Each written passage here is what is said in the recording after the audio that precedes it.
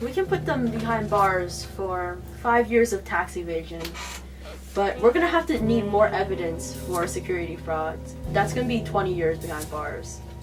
You're right. And I think I have an idea that can help us get them for the full 20 years.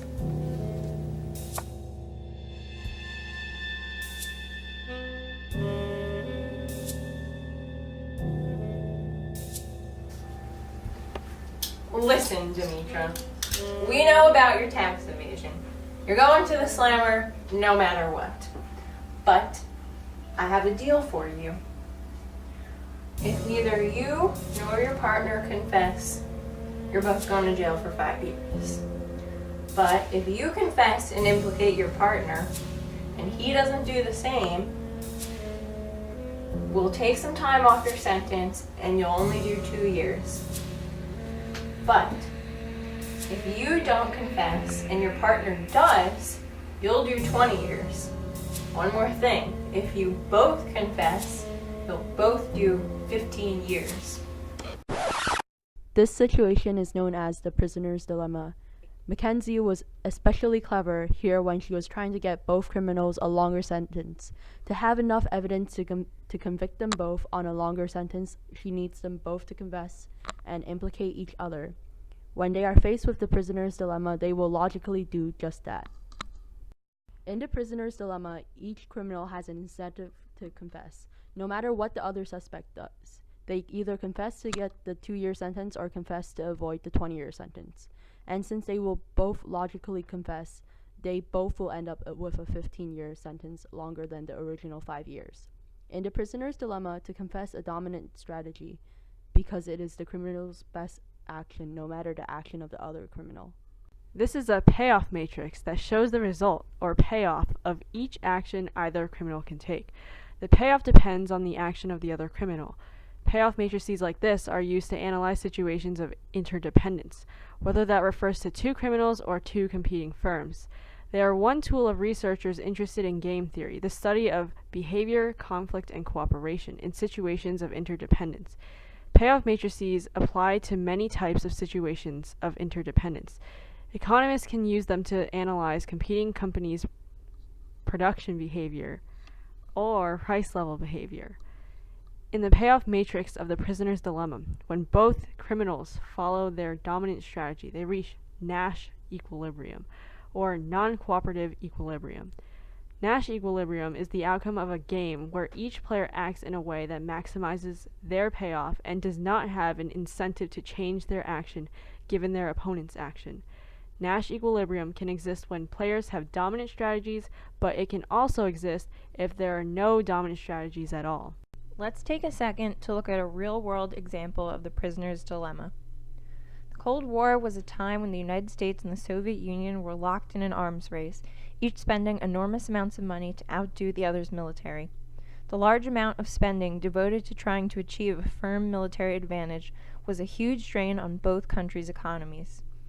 Eventually, the Soviet Union collapsed under the crippling burden, and the U.S. suffered significant economic damage. As the Cold War progressed, both countries saw the damaging effects that such large spending was having. Both countries would have been better off if they had not spent such large sums on arms. So why did the race go on for 40 years? The U.S. and the Soviet Union were locked in a prisoner's dilemma. Each nation would have liked to attain conclusive military superiority, and they each feared military inferiority. They also would have both preferred a standoff with low military spending to one with high military spending. But it was each government's dominant strategy to engage in heavy spending. If its opponent did not spend highly, it would achieve military superiority. If its opponent did spend highly, a stalemate would ensue, but military inferiority would be avoided.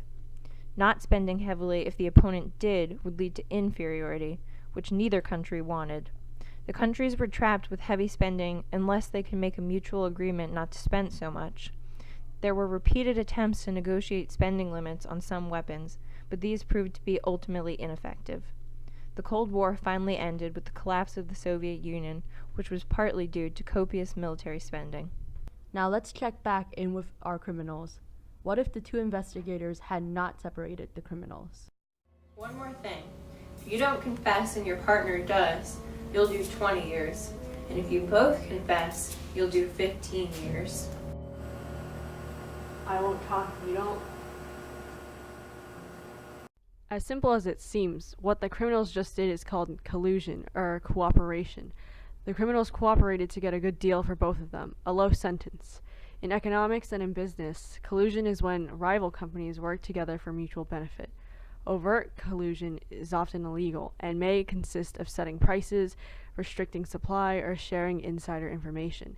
Let's take a look at some real-world examples of illegal collusion. In 2007, several dairy firms and supermarkets in the UK fixed prices to increase profits. Firms such as Sainsbury's, Asda, and Safeway agreed to raise the price of cheese, milk, and butter. They increased their earnings by £270 million. Although they wanted to alleviate economic turmoil for farmers, the action of price fixing was still illegal.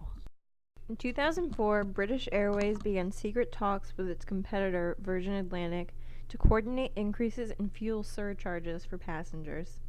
The collusion lasted until 2006, during which time the average fuel surcharge rose from £5 per ticket to £60 per ticket. Virgin Atlantic ended up implicating British Airways and receiving immunity for coming forward.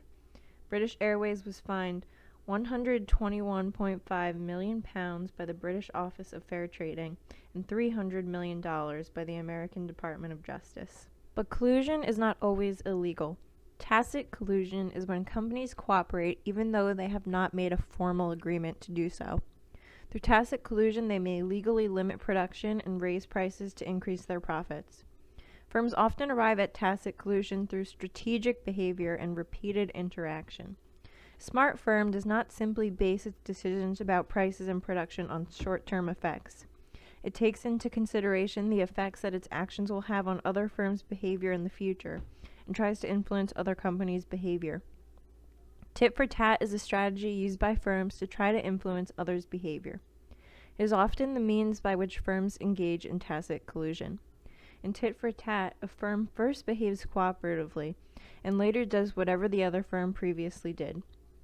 Let's look at an example. Let's say we have two rival companies, Stella and Demetra, that produce potato chips.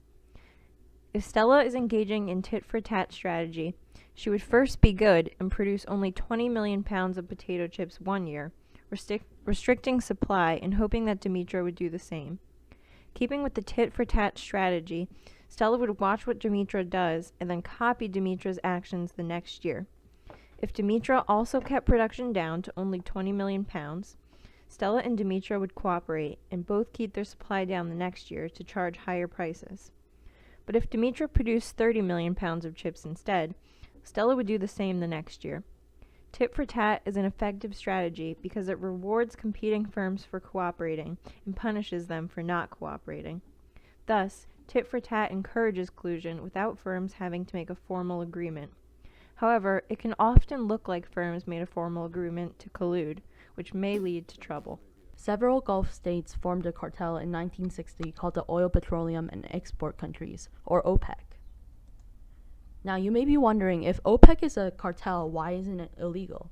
In fact, the U.S. not only recognizes OPEC as legal, but protects it with foreign trade laws. This is because OPEC is a congregation of foreign governments from Middle Eastern, African, and South American countries. The American Foreign Sovereign Immunity Act of 1976 dictates that governmental acts of state, rather than commercial acts, are beyond the legal reach of U.S. courts. In 2007, there was debate in the U.S. over whether OPEC should be allowed to so powerfully dictate oil prices. Congress wanted to hold OPEC accountable as an illegal cartel, but the Bush administration rejected these efforts in fear of retaliation on American businesses. The House passed a bill to give the Justice Department the ability to charge OPEC with price fixing and collusion. This bill never became effective. Now let's learn a little bit more about OPEC's history. During the 1970s, OPEC gave the U.S. a lot of trouble because we were becoming an oil-dependent nation. Supplying 56% of the world's oil by 1973, OPEC was a price maker for oil and therefore could manipulate the prices. When the U.S. backed Israel in the Yom Kippur War of 1973, OPEC intentionally embargoed imports, and since oil is relatively inelastic, changing the supply drastically changes the price. Prices remain high. Today we looked at the fundamentals of game theory and its applications to the real world. We reviewed the prisoner's dilemma, game theory, payoff matrices, and multiple real-life examples. Thank you for joining us on this episode of Economics Watchung Hills.